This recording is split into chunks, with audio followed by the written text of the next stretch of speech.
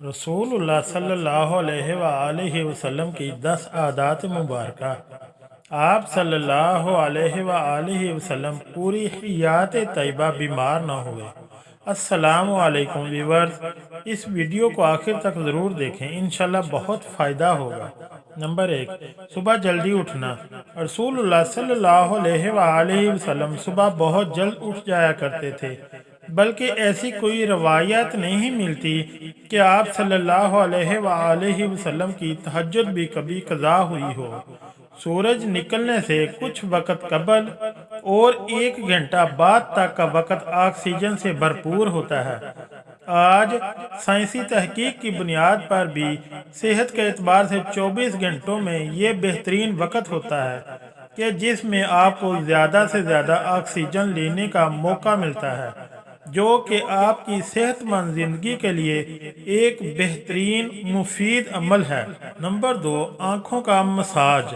صبح نیند سے اٹھنے کے بعد رسول اللہ صلی اللہ علیہ وآلہ وسلم آنکھوں کا مساج فرمایا کرتے تھے۔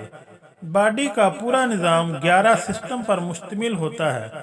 نیند سے اٹھنے کے بعد یہ سسٹم بحال ہونے میں 11 سے 12 منٹ لیتا ہے۔ اگر آپ آنکھوں کا مساج کرتے ہیں تو یہ سسٹم 10 سے 15 سیکنڈ میں فوراً بحال ہو جاتا ہے۔ نمبر 3، بستر پر کچھ دیر بیٹھے رہنا۔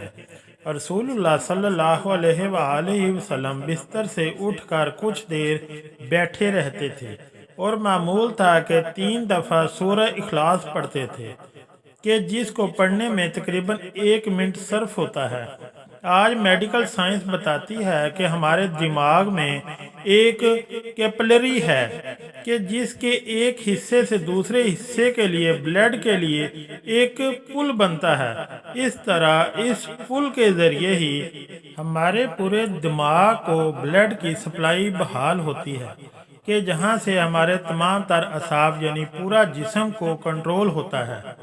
اگر کوئی شخص صبح بیدار ہونے پر اچانک اٹھ کر چل دے جبکہ ابھی برین میں بلڈ کی سپلائی بحال نہیں ہوئی ہو، تو اس شخص کو یہاں برین ہیمریج ہو سکتا ہے، یا وہ برین کے کئی دوسرے پیچیدہ مسائل کا شکار ہو سکتا ہے، کہ جس میں اچانک جسم کے کئی حصوں کا مفلوج ہونا، فالج بھی شامل ہے۔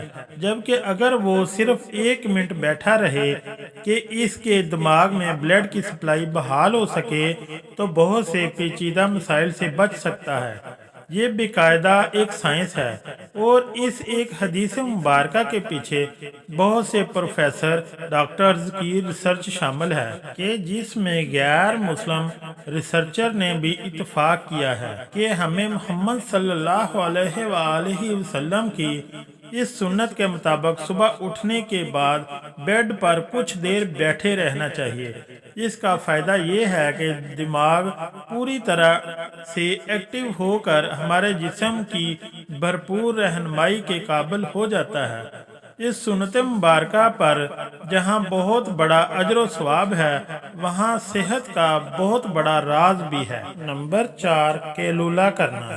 آپ صلی اللہ علیہ وآلہ وسلم کی عادت مبارکہ تھی کہ دوپہر کے کھانے کے بعد ایک گھڑی کے لیے 20 سے 25 منٹ آپ صلی اللہ علیہ وآلہ وسلم لیٹ جایا کرتے تھے۔ اس کا فائدہ یہ ہے کہ تقریباً 68% افراد میں جب وہ لنچ کرتے ہیں تو ان کا معدہ تھوڑی مقدار میں الکحل پیدا کرتا ہے۔ ایسے میں اگر انسان چل پھر رہا ہو تو وہ چکرا کر گر سکتا ہے، یا اس پر خمار کی سی کیفیت طاری ہو سکتی ہے۔ یہی سبب ہے کہ آپ ہمیشہ دوپہر کے کھانے کے بعد اپنے آپ کو تھوڑا سا بوجھل سا محسوس کرتے ہیں۔ اگر ہم کچھ دیر لیٹ جائیں تو الکحل سے پیدا ہونے والے خمار کا ذہن پر زیادہ دباؤ نہیں آئے گا، اور وہ باڈی فنکشن کے لیے زیادہ فعال رہے گا، اور ہم کسی بھی طرح کے حادثے سے بچ سکیں گے۔ اس کے علاوہ بھی اس سنت مبارکہ پر عمل نہ کرنے کی صورت میں بہت سے صحت کے مسائل کا خدشہ رہتا ہے، چونکہ یہ بات آج تحقیقات سے ثابت شدہ ہے، اس لیے دنیا بھر کے ممالک میں بیشتر 1 سے 2 یا 3 بجے تک دوپہر کا وقفہ کیا جاتا ہے تاکہ لوگ لنچ کے بعد کچھ قیلولہ کر سکیں۔ آج پورا یورپ رسول اللہ صلی اللہ علیہ وآلہ وسلم کی سنت کو عمل اپنائے ہوئے ہے، اور پورے یورپ میں دوپہر 1 سے 3 بجے تک کا وقفہ ہوتا ہے۔ انہوں نے سنت رسول اللہ صلی اللہ علیہ وآلہ وسلم پر ریسرچ کی، اپنایا، اور ہم سے کہیں بہتر صحت کا معیار رکھتے ہیں۔ نمبر 5، کھانے سے پہلے پھل نوش فرمانا۔ رسول اللہ صلی اللہ علیہ وآلہ وسلم ہمیشہ کھانا کھانے سے پہلے فروٹ نوش فرمایا کرتے تھے۔ آپ صلی اللہ علیہ وآلہ وسلم کی عادت مبارکہ تھی کہ آپ کھانے کے بعد پھل نوش نہ فرماتے تھے۔ مختلف پھلوں میں 90 سے 99% تک پانی کی مقدار ہوتی ہے۔ آپ صلی اللہ علیہ وآلہ وسلم نے چونکہ کھانا کھانے کے بعد پانی پینے سے منع فرمایا ہے، جبکہ کھانے سے قبل پانی پینے کی ترغیب دلائی ہے، اس لیے مختلف پھل بھی چونکہ پانی کی بہت زیادہ مقدار رکھتے ہیں، اس لیے ان کو کھانے سے پہلے کھانے سے جسم اور خاص طور پر معدہ اور آنتوں کو توانائی ملتی ہے۔ کیونکہ کھانے کو ہضم کرنے میں معدہ اور آنتوں کا بہت اہم کردار ہوتا ہے، اور یہ عمل ان کی کارکردگی بڑھانے میں ان کے لیے مددگار ثابت ہوتا ہے، اور یہ بات بھی سائنسی مشاہدات سے ثابت شدہ ہے۔ فروٹ میں موجود غذائیت سے خالی معدے کو زیادہ فائدہ ہوتا ہے۔ نمبر 6، غذا کے بعد پانی نہ پینا۔ رسول اللہ صلی اللہ علیہ وآلہ وسلم کبھی بھی کھانے کے بعد پانی نہ پیتے تھے۔